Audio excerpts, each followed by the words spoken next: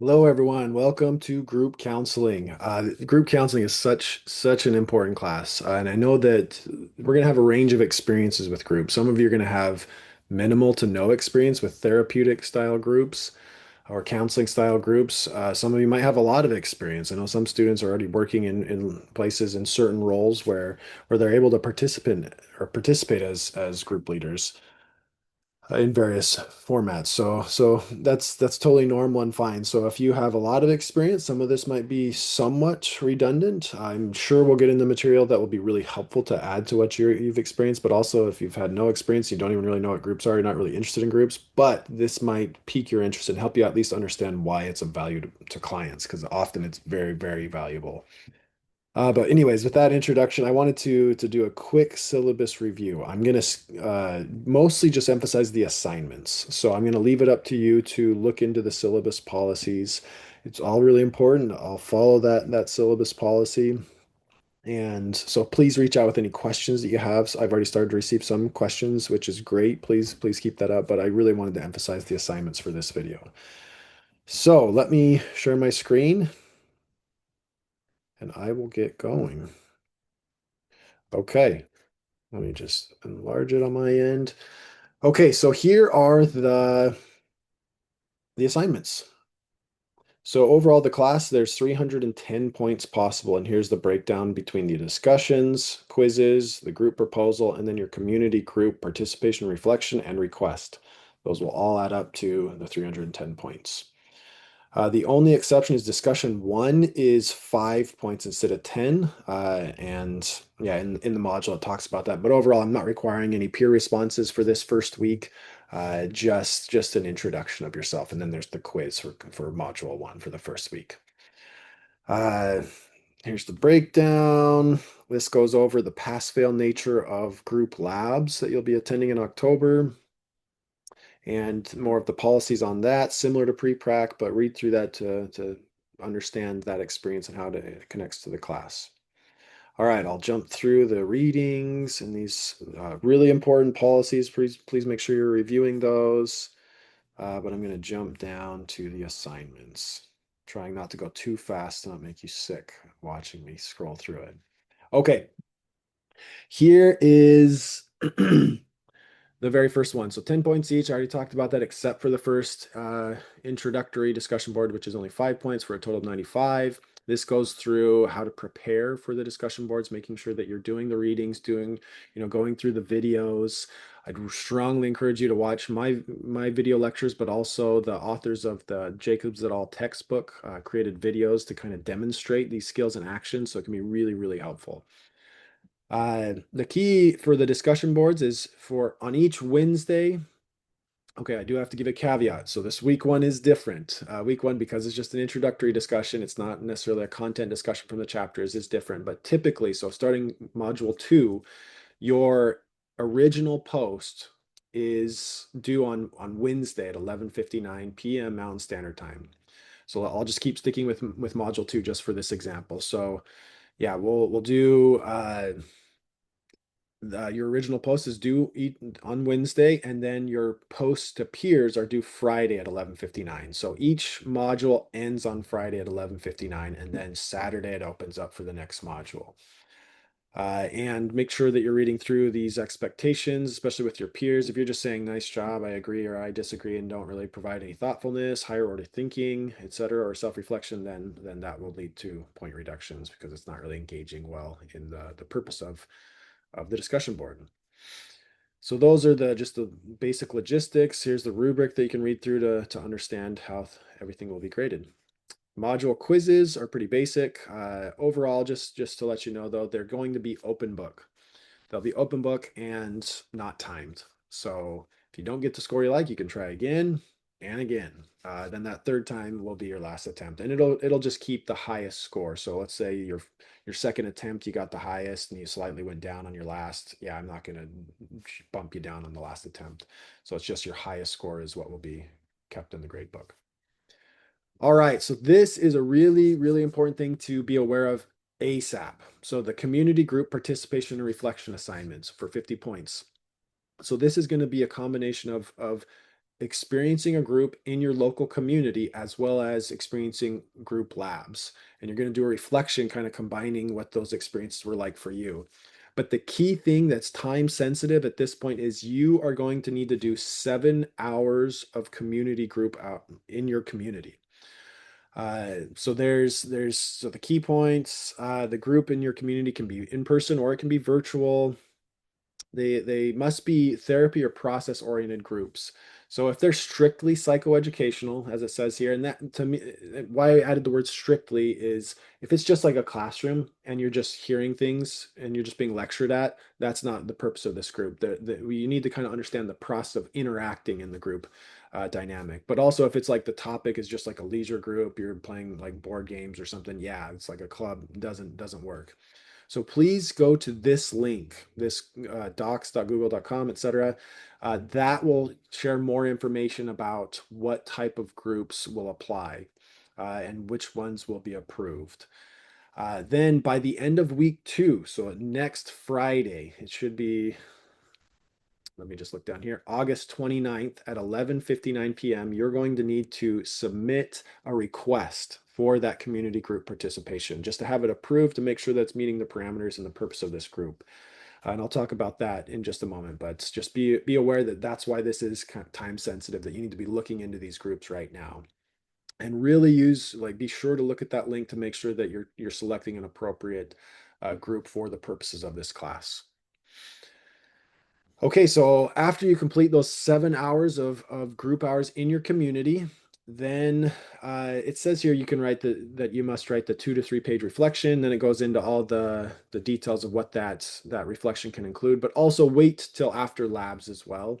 Some of you might be able to just jump into a group really quick and get those 7 hours pretty quick, even before labs, but make sure you wait until after labs to be able to kind of merge the labs group experience as well as your community group experience for that 2 to 3 page reflection.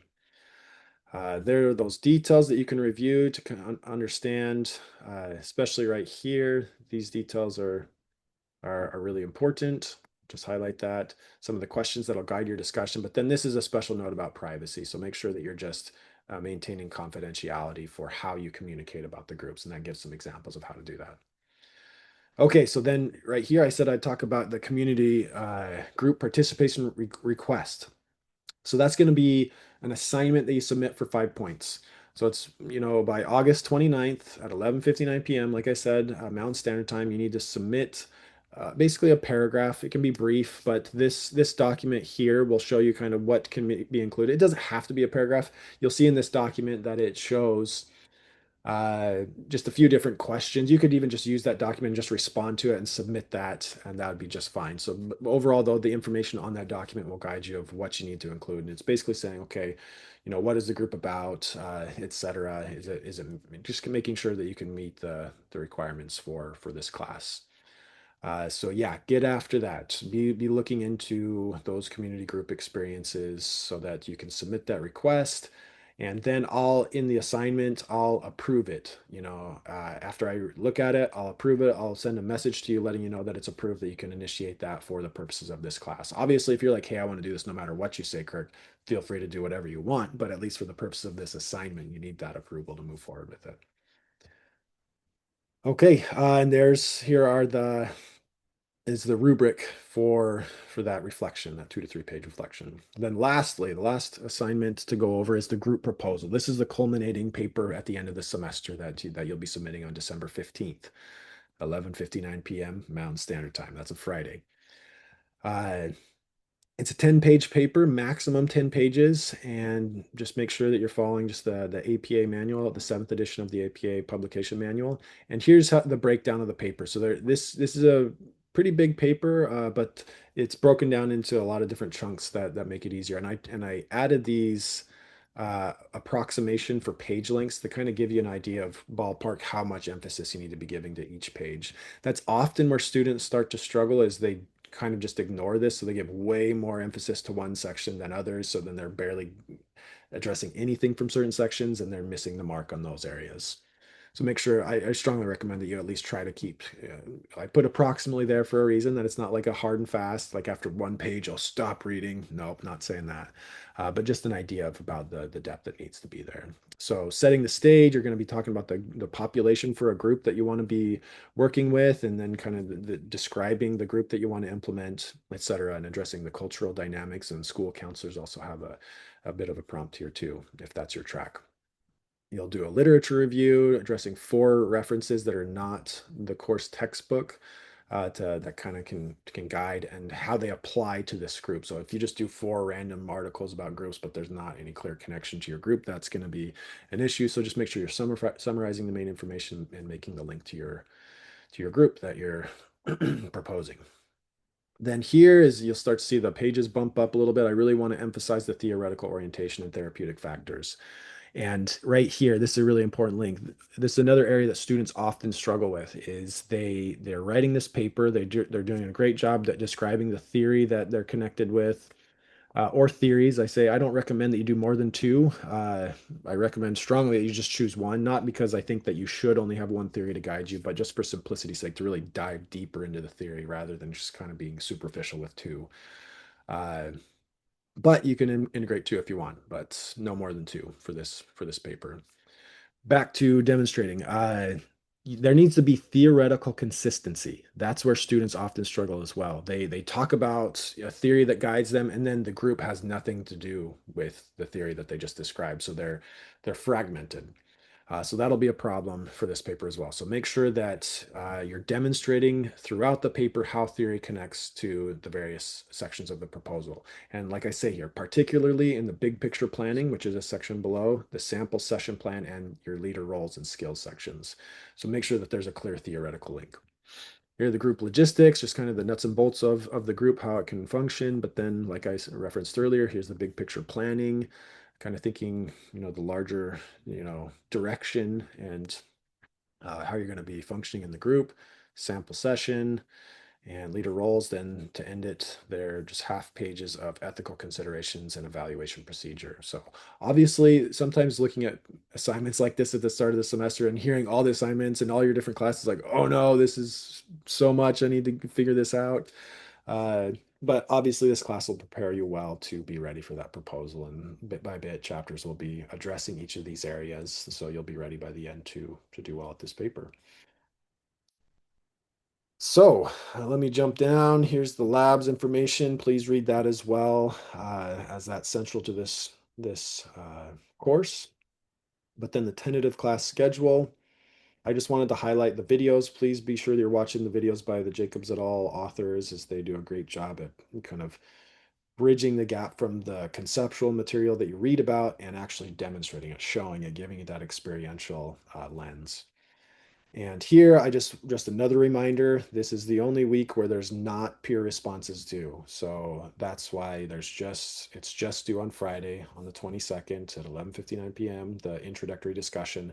And then quiz 1, I am giving you a few extra days, Monday to Monday, just to give you, because we, usually we'll start right first thing on the module will be released Saturday at midnight. So basically Friday night, right after 11:59, and then you'll have all that time until Friday evening to do that. So I didn't want to short you those days for quiz 1. So that's why there is that extension to Monday. But then after that, we're back to our typical process of discussions being due ultimately on Friday, but then having the midweek original post due so that you have a couple days to respond to peers.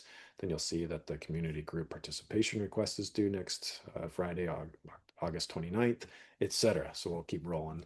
Then the FIRO B, I'll give more information about the FIRO B. That's an assessment that you're going to need to take and get the results back in order to complete discussion number 3. So more information will come out about that. So those are the details that I wanted to cover.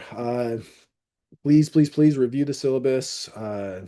Let me know after you watch this video as well if there's more questions, and I'm happy to help. And take me up on office hours too. I love meeting with students. I'm happy to connect with you. So let me know if you have any questions and want to meet. Thanks, everyone.